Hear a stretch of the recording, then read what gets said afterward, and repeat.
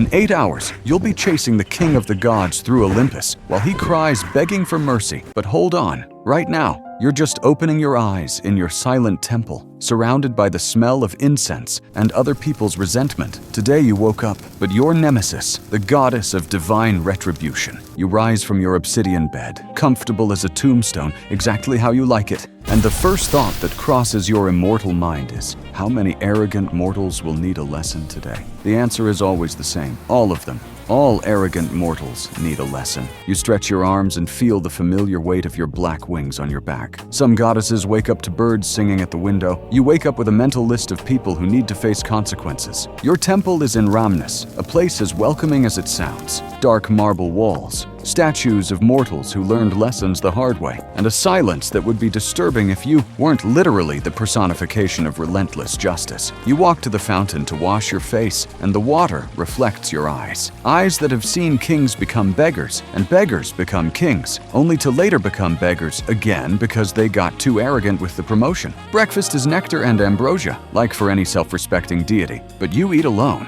always alone.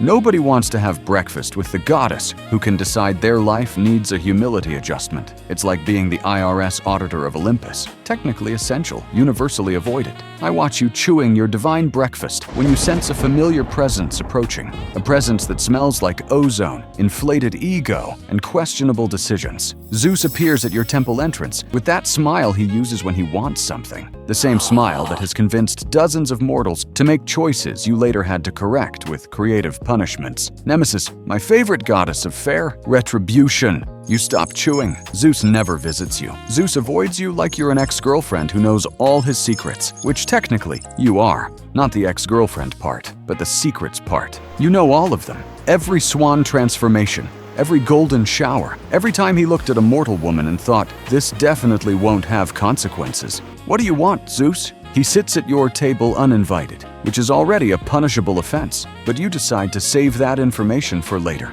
Zeus clasps his hands like a salesman about to offer an unmissable deal that definitely has catches. I have a small situation. A mortal named Corinia. Beautiful. Perhaps I got briefly involved. Briefly. 3 months. Continue. She may have gotten a little arrogant afterwards, saying she was superior to other women because a god chose her. You know how it is. You know exactly how it is. You know, because it's exactly this type of arrogance that keeps your schedule full since the beginning of time. Mortals receive divine attention and suddenly think they're too special for consequences. The irony of Zeus coming to ask you to ignore something he himself caused doesn't go unnoticed. Nothing goes unnoticed by you.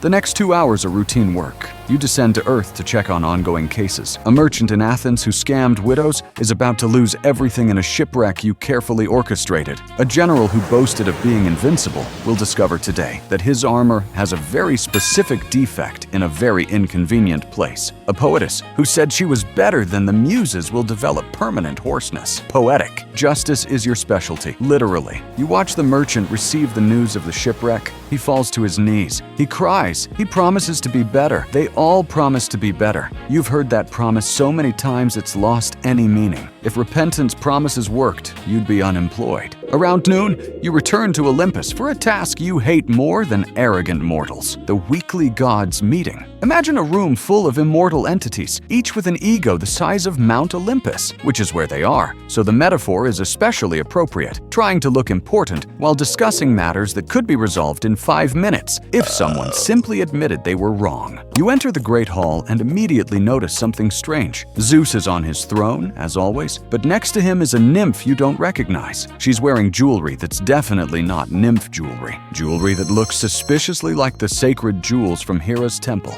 Zeus is introducing her to other gods with that tone of voice that means, don't ask questions. Hera hasn't arrived yet. I need to pause here to appreciate the level of stupidity you're witnessing. And then Hera arrives. The silence that settles is so dense you could cut it with a sword. Hera looks at the nymph, looks at the jewelry, looks at Zeus. Her face goes through all stages of grief in 3 seconds and parks, firmly on rage. What happens next is technically a matter between husband and wife, but when Zeus tries to defend himself, saying it's not what it looks like, and the nymph has the audacity to say she was chosen for being superior, you feel that familiar tingling. That tingling that means work. The nymph, arrogance for considering herself superior. Classic case, standard punishment.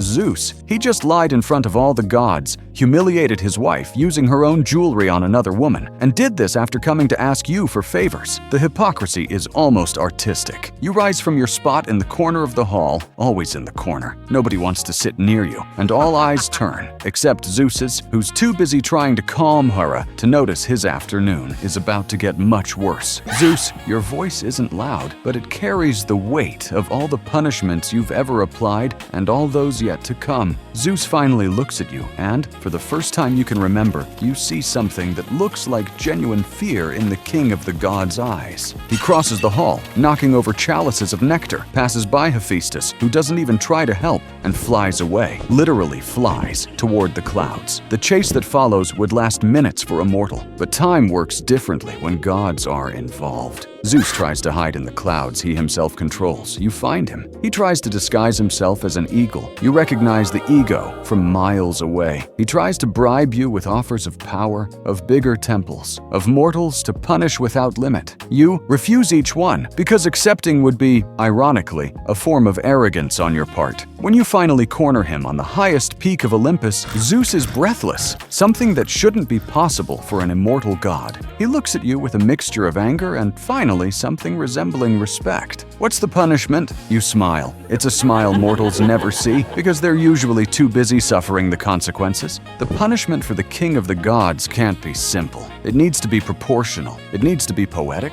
It needs to be memorable. 1 week? 1 week of what? 1 week as a mortal. No powers, no lightning, no transforming into animals to impress women. 1 week, living like the people you use as entertainment. Zeus's scream is probably heard in Athens. The following hours are dedicated to implementing the punishment and dealing with divine paperwork. Because yes, divine paperwork exists. And no, it's not more fun than mortal paperwork. You will also need to resolve the nymph's case, who is now transformed into a particularly graceless tree by a riverbank. She'll have plenty of time to reflect on what it means to be superior. Hera seeks you out before dinner to thank you. You accept the thanks with the same expression you accept everything, calculated neutrality. You didn't do this for her. You did it because balance demanded it. But if Hera wants to interpret it as divine feminine solidarity, it's not your problem to correct. Dinner at Olympus is strangely quiet. Zeus's chair is empty. He's somewhere in Greece trying to figure out how a campfire works without divine powers. The other gods look at you differently now, not with new fear,